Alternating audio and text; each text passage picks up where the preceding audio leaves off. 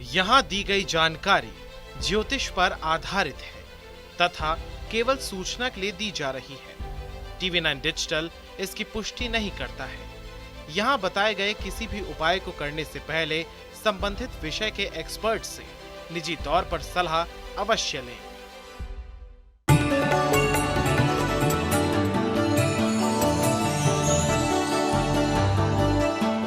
नमस्कार, astro science में आप सभी का स्वागत है। मैं हूं अंजलि और मेरे साथ हैं कार्यक्रम में एस्ट्रो साइंटिस्ट गुरुदेव GD वशिष्ठ जी। सर, आपका बहुत बहुत स्वागत है। दाता खुशियां दे, माता रानी सुख दे। कभी कभी ऐसा होता है कि आप कोई भी काम करते हैं लेकिन वो काम पूरा होते होते रह जाता है। ऐसा कई बार अगर हो रहा है तो आप समझिए कि आपके घर में कोई ना कोई वास्तु दोष है जिसको आपको गंभीरता से लेने की जरूरत है। इसके साथ साथ अक्सर घरों में वास्तु दोष दूर करने के लिए कई तरह के उपाय भी बताए जाते हैं। इन उपायों के कारण घर में तोड़फोड़ भी करनी पड़ती है और मोटी रकम भी खर्च होती है। आपको इससे छुटकारा पाने के लिए ज्योतिष शास्त्रों में कई उपाय दिए गए हैं जिनका रुख करना चाहिए या आपके काम में आ रही बाधा को खत्म करने का काम करेंगे। तो चलिए जानते हैं उनके बारे में। इसके साथ ही आपकी राशि के पूरे दिन का हाल भी आपको बताएंगे। तो सबसे पहले गुरुदेव से जानते हैं कि गुरुदेव, आजकल घर का सबसे बड़ा जो वास्तु दोष है वो है अटैच बाथरूम। लेकिन आजकल फ्लैट सिस्टम का ट्रेंड है और इसमें हम देखते क्या है कि अक्सर रूम के साथ अटैच बाथरूम होता ही होता है। तो इस वास्तु दोष को कैसे दूर किया जा सकता है? बेटा, राहु प्रधान दुनिया हो गई है। जगह जगह पोल्यूशन है, सारे पोल्यूशन को राहु ही बोला जाता है। और अब तो घरों के जो अंदर फ्लैट बनते हैं, हर कमरे के साथ अटैच वॉशरूम का होना, वो भी राहु की स्थापना ही है। और यही कारण है कि इसको कलयुग भी बोला जाता है। कलयुग यानी कि कल पुर्जों का युग। तो आदमी टेक्नोलॉजी की तरफ बढ़ रहा है, कल पुर्जों की तरफ बढ़ रहा है, कंप्यूटर साइंस की तरफ बढ़ रहा है। तो राहु प्रधान अपने आप होते जा रहे हैं, अपनी जगह स्वयं घरों के अंदर बनाते चले जा रहे हैं। तो चलो ठीक है, वक्त के साथ चलते हैं। कारण ये कि इतने लोगों को तो नहीं बदला जा सकता, रास्ता ढूंढना पड़ेगा। बिल्कुल। तो ऐसी अवस्था के अंदर बेटा है क्या कि वॉशरूम अगर साथ में है, अगर वॉशरूम का गेट बार बार खराब हो रहा है, उसका लॉक खराब हो रहा है, उसके कब्जे खराब हो रहे हैं, उनके अंदर आवाज़ें आ रही हैं, तो आपका राहु खराब है। तो ये अटैच वॉशरूम गंदा भी रहेगा, वहाँ कीड़े निकलते रहेंगे, नाली में से कीड़े आएंगे। ये दुर्भाग्य की निशानी है। अगर आप राहु को शुभ करके रखते हैं तो ये दुर्भाग्य की निशानी नहीं, आपकी तरक्की की निशानी बनेगी। तो इसीलिए घर में जो वॉशरूम, कमरे के अंदर जो वॉशरूम है, सबसे पहले उसके दरवाजे से शुरू करिए। अगर उसको घुन लग गया है तो समझ लीजिए भविष्य में आपको नुकसान पे नुकसान होने वाले हैं। ऐसे में कुछ मत सोचिए, थोड़ा पैसा खर्च होगा, फौरन चौखट दरवाज़ा बदल दीजिए ताकि घुन वाली लकड़ी बाहर जाए और सौभाग्य अंदर आए। दूसरा, उसके कब्जे और लॉक का बहुत खास ख्याल रखिए। अगर आपने जुगाड़ करके उसको सिर्फ रोका हुआ है दरवाजे को, तो समझ लीजिए आपकी कमाई अभी नहीं बढ़ने वाली, उल्टा मुसीबतें आने वाली हैं। तो ऐसी अवस्था में दरवाजे को भी बहुत अच्छे तरीके से रखना ये बहुत ज़रूरी है। फिर किसी भी प्रकार के कीड़े नाली के अंदर से आपके वॉशरूम के अंदर तक ना पहुंच सके, इसका आपको बहुत ख्याल रखना है। तो पानी, आप फिनाइल वगैरह डालते हैं या और बहुत सारी चीज़ें डाल के अगर आप उस नाली को भी साफ़ सुथरा रखते हैं तो ये आपके लिए बहुत उत्तम होगा। और वॉशरूम को पूरा साफ़ सुथरा तो रखना ही है, साथ में वहाँ पर आपको खुशबू वाला कुछ भी लगाना चाहिए, कुछ भी। तो वो आप अपने अनुसार आप किसी भी प्रकार की खुशबू का चयन कर सकते हैं और वॉशरूम को साफ़ सुथरा रखेंगे तो भाग्य भी साफ़ सुथरा चलेगा।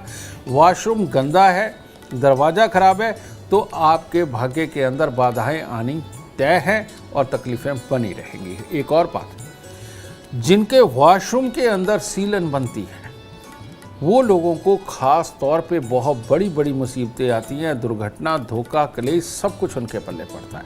पुलिस, कोर्ट कचहरी और हॉस्पिटल वो भी उनके पल्ले पड़ते हैं। तो ऐसी अवस्था के अंदर भूल के भी वॉशरूम के अंदर सीलन ना आने दे। उसके लिए आपको चाहे सारा तोड़वा के ठीक करवाना पड़े, उसको एक बार ठीक आप ज़रूर करवाएं। गुरुदेव, अगर घर में पूजा का स्थान अलग होता है लेकिन आजकल जगह की कमी की वजह से कमरे में या फिर रसोई में ही लोग मंदिर बनाने पर मजबूर हैं, इस वास्तु दोष में कैसे मुक्ति पाई जा सकती है? इस वास्तु दोष से पहले तो मैं आपको पुरानी मान्यता, पुराने विज्ञान के हिसाब से बताता हूँ।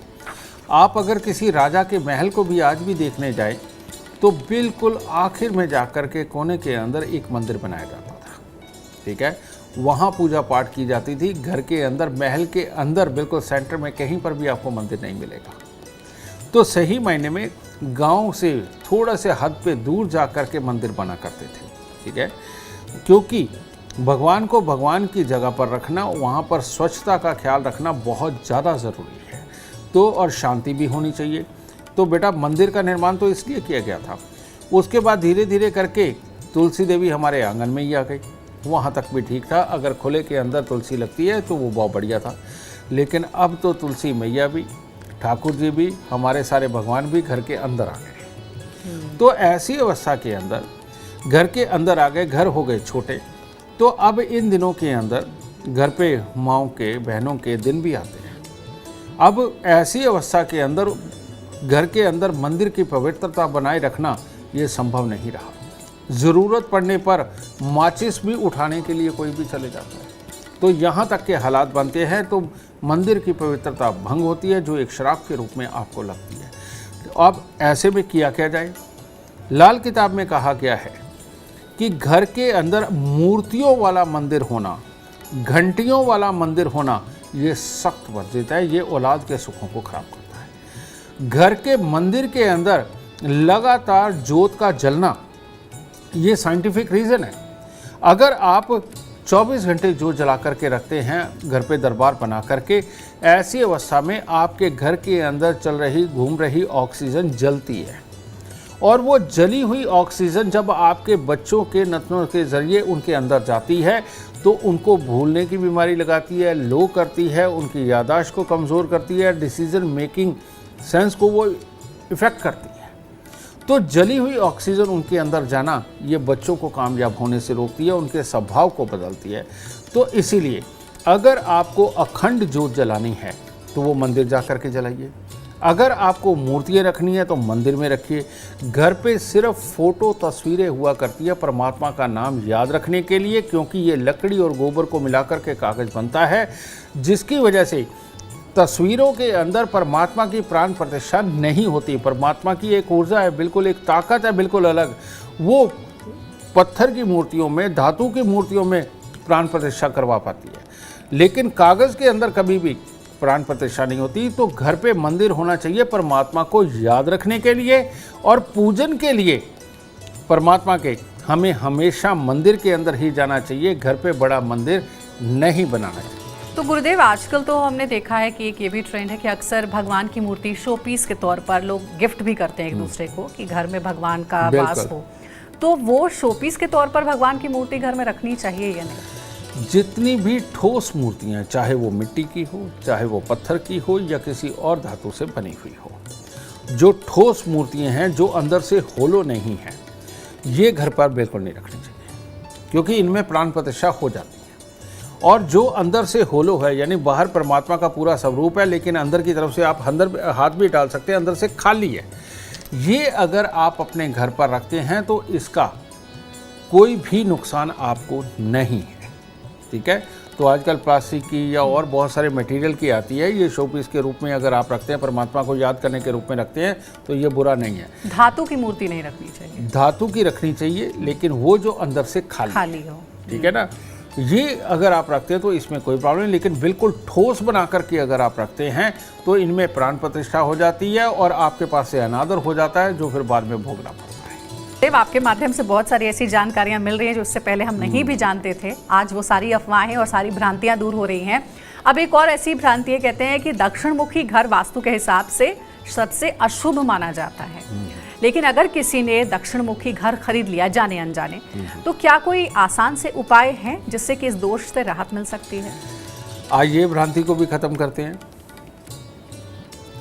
जन्म कुंडली के अंदर बहुत ज्यादा धन देने का देवता एक ही है और वो है मंगल ग्रह। जिनके भी जन्म कुंडली के अंदर 7वें घर से लेकर 12वें घर तक मंगल बैठे हैं, वो करोड़ों नहीं, वो अरबों रुपए तक कमा सकता है। समझिए, ये योग के ऊपर डिपेंड है। तो ऐसी अवस्था के अंदर दक्षिण मुखी घर खराब कैसे हो सकता है? दक्षिण मुखी घर उन्हीं का खराब है जब मंगल स्वयं बहुत ही खराब अवस्था के अंदर बैठे हुए हों, और मंगल कैंसर कारक बैठे हुए हों, अल्सर कारक बैठे हुए हों, और या बहुत ख़राब जगह पर बैठकर हमारे पेट और आँखों को प्रभावित कर रहे हो, हमारे स्वभाव को ख़राब कर रहे हो, ऐसे लोगों के लिए दक्षिण मुखी मकान, घर के आसपास कीकर, बेरी, नीम का पेड़, घर के सामने धूल उड़ता हुआ मैदान, ये होना बहुत बहुत खतरनाक है। तो इन लोगों के लिए जिनका मंगल खराब होता है, लेकिन जिनका मंगल शुभ है, जिनका मंगल अच्छा है, अगर ये लोग दक्षिण मुखी मकान में रहते हैं तो ये मालो माल हो जाएंगे, बहुत अमीर होंगे। और आज अगर इन्होंने 1 करोड़ रुपए का घर बनाया है दक्षिण मुखी मकान में रहते हुए, ये 50 करोड़ रुपए का घर भी बना सकते हैं दक्षिण मुखी मकान में रहते हुए। लेकिन जिनका खराब है ये मंगल, वो अगर दक्षिण मुखी मकान के अंदर रहते हैं तो ऐसे में जो अपने पास है वो भी बिक जाने की नौबत आती है, बीमारियां आती हैं, तकलीफ आती है, काम धंधे नहीं चलते। तो ऐसी अवस्था में एकदम घर छोड़ना तो संभव नहीं है। तो ऐसी अवस्था में जो आपका घर है, घर की दहलीज पे, एंट्री वाले गेट पे जो टोपी वाली कील है, यानी कि इतनी मोटी उसकी टोपी होती है और ये लंबी कील होती है जो लगभग 8-9 इंच लंबी भी होती है, ये 3 कीलें लीजिए। घर की चौखट के मध्य में 1 कील और दोनों साइडों पे 1 कील, ये आपको लोहे की कील लगा देनी चाहिए ताकि इस दक्षिण मुखी मकान का बुरा फल आपको प्राप्त ना हो। और जब तक आप दक्षिण मुखी मकान में रह रहे हैं तब तक हर मंगलवार को 8 गुड़ की रोटी, यानी कि गुड़ की चाशनी बना के उसमें आटा गूंद के आप 8 पेड़े ये बना करके तंदूर में रोटी लगवा के कुत्ते और कौवों को डालते रहें, तब तक जब तक कि ये दक्षिण मुखी मकान आप छोड़ नहीं। गुरुदेव, एक और सवाल है कि अगर किसी का घर बंद गली में हो तो क्या वास्तु दोष लगता है ऐसे में, और अगर हाँ तो किस उपाय से इस दोष से मुक्ति मिल सकती है? बंद गली का मकान ये सबसे काम की चीज़ है।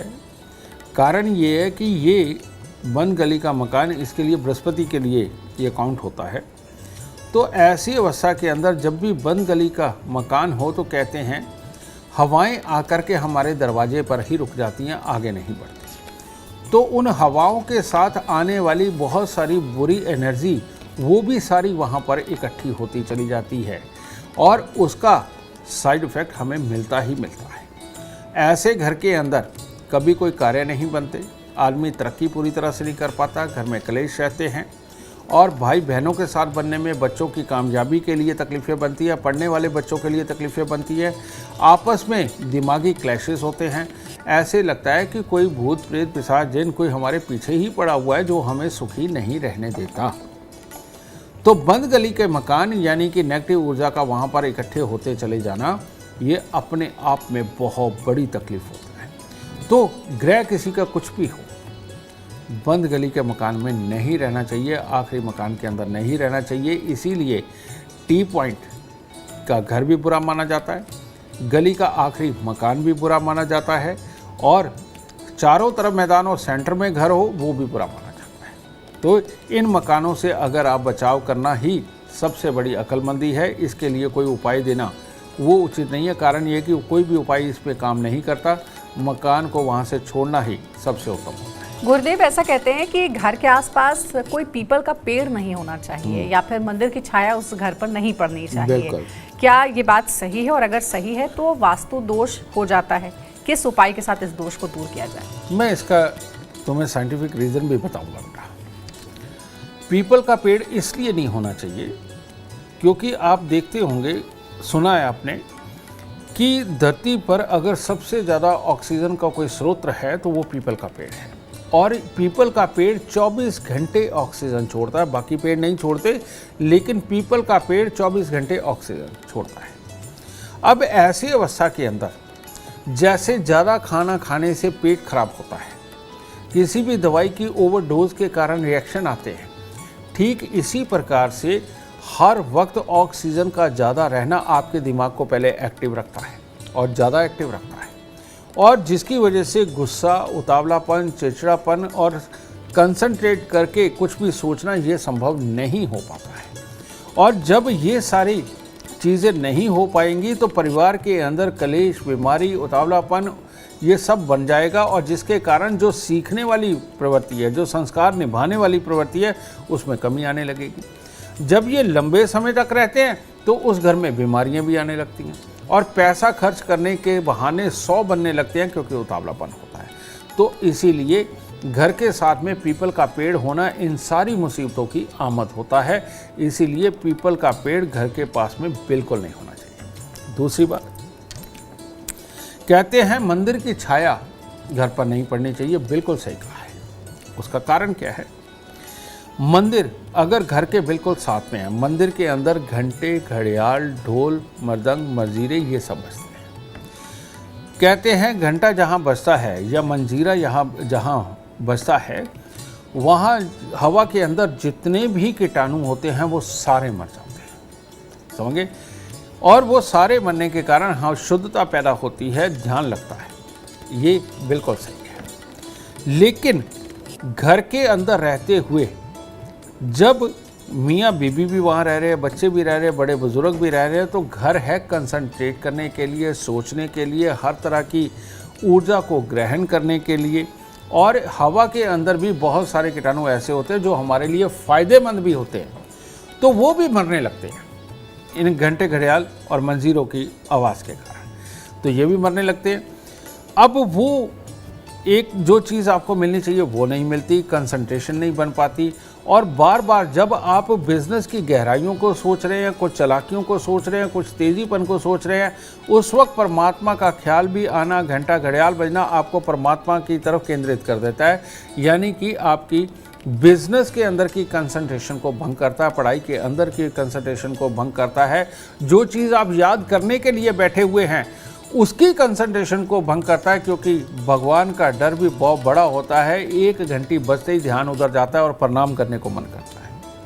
तो ये पूरे दिन का उतावलापन बन जाता है मंदिर के साथ घर होने से, और जिसका नुकसान इंसान को अपनी निजी ज़िंदगी के अंदर चुकाना पड़ता है। तो इसीलिए मंदिर के बिल्कुल साथ वाला घर और पीपल के बिल्कुल साथ वाला घर ये बेहद नुकसानदेह माना जाता है। एक और सवाल है गुरुदेव की, कहते हैं कि अगर पीपल का पौधा या पेड़ अपने आप से उगने लगा हो तो उसे उखाड़ना नहीं चाहिए।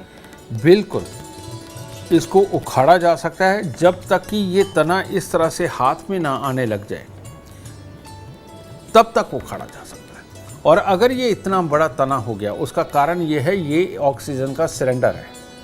जब तक ये छोटा तना, पतला तना है, इतना है, तब तक कोई दिक्कत नहीं। और तब तक अगर आप इसे उखाड़ भी देते हैं और स्वयं उखाड़ देते हैं तो इसमें कोई हर्ज नहीं, कोई परमात्मा आपको कोई श्राप नहीं देगा। लेकिन अगर ये करते करते इतना बड़ा हो गया तो तब अगर इसे काटा तो एकदम बहुत तेज़ी से इसमें से ऑक्सीजन रिलीज होती है, जो आपके ऑरा मंडल को बिल्कुल हिला के रख देगी, उथल पुथल कर देगी। और ऐसे में पीपल का पेड़ काटने के बाद ये भी संभव है कि बहुत बड़ी बड़ी बीमारियां आने लगे, आपकी सोच हिल जाए, आपके डिसीजन मेकिंग पावर में दिक्कत आने लगे। आपको नॉर्मल लगेगा लेकिन सही मायने में आपका पूरा व्यवहार ही बदल सकता है। तो इसीलिए पीपल का पेड़ नहीं काटना चाहिए अगर बहुत मोटा है। लेकिन अगर छोटा तना इतना सा मोटा या यहाँ तक का भी मोटा होता है, आप हाथ से पकड़ के भी उसको उखाड़ सकते हैं।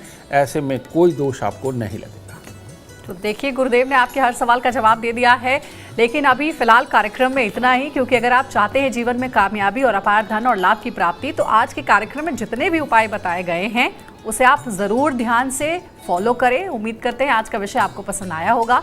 कल आपके सामने एक और नया विषय लेकर आएंगे जो आपकी कॉम्प्लिकेटेड लाइफ को बना देगा आसान और खुशियों से भरपूर। अगर आप हमारे गुरुदेव से मिलना चाहते हैं, उनका अपॉइंटमेंट चाहते हैं, तो कॉन्टैक्ट आप कर सकते हैं। नंबर है 9999090522। आप भी सुख समृद्धि और खुशहाली चाहते हैं और चाहते हैं आपके दुखों का अंत हो जाए, तो इसके लिए एस्ट्रो साइंस ऐप डाउनलोड करना ना भूलें। फिलहाल समय हो गया आपसे इजाजत लेने का। आप बने रहे हमारे साथ और हमारे एस्ट्रो साइंटिस्ट गुरुदेव GD वशिष्ठ जी के साथ देखना ना भूलें। एस्ट्रो साइंस रोजाना सुबह 8 बजे। नमस्कार।